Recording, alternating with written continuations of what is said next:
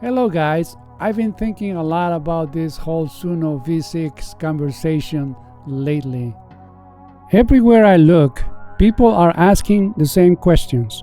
Will it sound better? Will vocals improve? Will songs become longer, more coherent, more human? And honestly, those are fair questions because AI music has been improving ridiculously fast. Fast enough that sometimes even audio engineers stop for a second and go, wait a minute. But the more I kept thinking about V6 or version 6, the less interested I became in whether the music simply sounds better, because I started wondering about something else. What happens if AI music becomes cleaner, safer, more licensed, more polished, but in the process starts quietly becoming more predictable? What if improving AI accidentally creates an entire different problem nobody saw coming? And before we get into this, a lot of people in the comments kept asking whether this channel itself was AI generated. So hi, I'm Edward Vinatea, mastering engineer, music producer, also known to some people as DJ Vinatea. And after about 4 years of mostly faceless analytical videos, I decided it was time to make this channel a little more personal. So if this is the kind of format you like to see moving forward, more direct conversations, more real studio discussions, more behind the scenes analysis from inside EV Sonic Lab, then make sure to subscribe, like, share, and comment below so I know you want me to continue in this direction. Alright, let's talk about why licensed AI music may become a much stranger conversation than people think.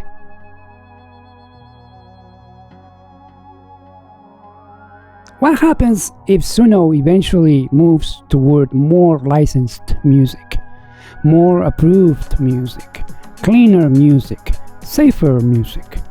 Most people hear that and immediately think, great, problem solved.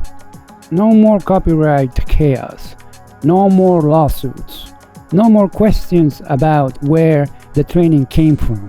And honestly, I understand their reaction, because on paper, it sounds like exactly what people wanted. Better quality, better source material, fewer legal headaches, maybe cleaner vocals, maybe fewer of those strange AI artifacts that shimmery, grainy, hash-like river tales engineers seem to hear immediately. It sounds like progress, and maybe it is. But hold on a second, because people automatically assume that a cleaner training means better creativity. And I'm not sure that conclusion is nearly as obvious as it sounds. Because what if fixing one AI music problem accidentally creates an entirely different one? And that is where this starts getting interesting.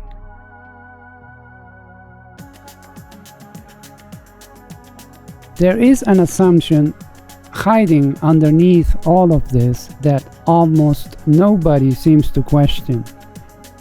People think more music equals more creativity, better music equals better generations, higher quality training equals better output.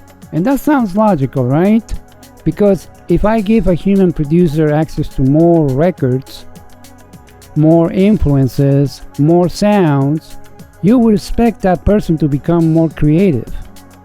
But AI does not learn music the way people do. Humans can intentionally break rules. Humans experiment. Humans get bored. Humans wake up one day and decide, you know what? Let me try something completely weird. AI does something very different. AI learns patterns, relationships, probabilities, and probabilities have a dangerous habit. they don't naturally drift toward surprise. They drift toward confidence, toward what statistically works, toward what feels familiar, toward what repeatedly succeeds. And if that sounds harmless, keep following me here, because that is where something I call creative gravity may start appearing. And this is where things start becoming a little uncomfortable, because AI does not really chase creativity. It chases probability. What works, what connects well, what statistically resolves in ways people tend to like. So imagine for a second that future models start receiving larger amounts of licensed, polished, commercially successful music. What happens? Well, maybe nothing catastrophic, but maybe the model slowly starts leaning towards safer territory, familiar emotional pacing, familiar chord movement, familiar song structure, familiar production aesthetics. Not because somebody at Suno is sitting there forcing it to happen, but because statistically those patterns become stronger, more reinforced, more reliable. And honestly, we already kind of hear this happening now. People talk about the Suno sound, not identical songs. That's not what I mean. I mean this strange feeling that generations sometimes orbit similar creative gravity, similar energy, similar transitions, similar emotional timing. And once you notice it, you can't really unhear it anymore. Now, to be fair, humans do this too. The music industry has always followed trends, but AI can amplify patterns at a scale humans never could. And that's the part I think people are underestimating. And here is the interesting part. I don't even think we need to wait for version 6 to see early signs of this, because current AI music models already have fingerprints. You hear people say things like, "Whoa, this sounds amazing," and yeah, sometimes it does. But engineers hear other things too. We hear patterns, we hear artifacts, we hear boundaries. For example, you've probably heard that strange AI vocal haze by now. That weird, shimmery, grainy, hash-like texture floating around vocal river tails. Almost like the ambience is being reconstructed instead of naturally decaying. Casual listeners may not notice it immediately. Audio engineers usually do. And the funny thing is, those imperfections actually reveal something important. They remind us the model still has limits. You can still hear the machine underneath the performance. Now imagine version 6 starts removing some of those fingerprints. Cleaner ambience, better vocal separation, less haze, less repetition, longer memory, more coherent song structure. At first, everybody celebrates. And honestly, they probably should. But there is another side to that, because the more AI removes its fingerprints, the harder it becomes to notice where its creative boundaries actually are. And honestly, I think this is where the conversation starts getting weird, because right now, part of the reason people still debate AI music is because they can often detect it. Maybe not always consciously, but subconsciously. Something feels slightly off, too smooth, too perfect, too statistically balanced, or you hear those little fingerprints we talked about earlier. The haze, the shimmer, the strange vocal ambience. But what happens if future models start removing all of that? What happens when the average listener genuinely cannot tell anymore? Because I don't think the biggest shift will be technical. I think the biggest shift will be psychological. The moment AI stops sounding like AI, people stop listening defensively. And once that happens, something else may start happening too. The model's creative limitations become harder to perceive because the presentation itself becomes more convincing. In other words, the cleaner the illusion becomes, the easier it is to confuse statistical confidence with creativity. And look, I'm not saying future models won't improve. They absolutely will. V6 probably will sound better, but better audio quality and greater creative diversity are not necessarily the same thing. Those are two completely different problems.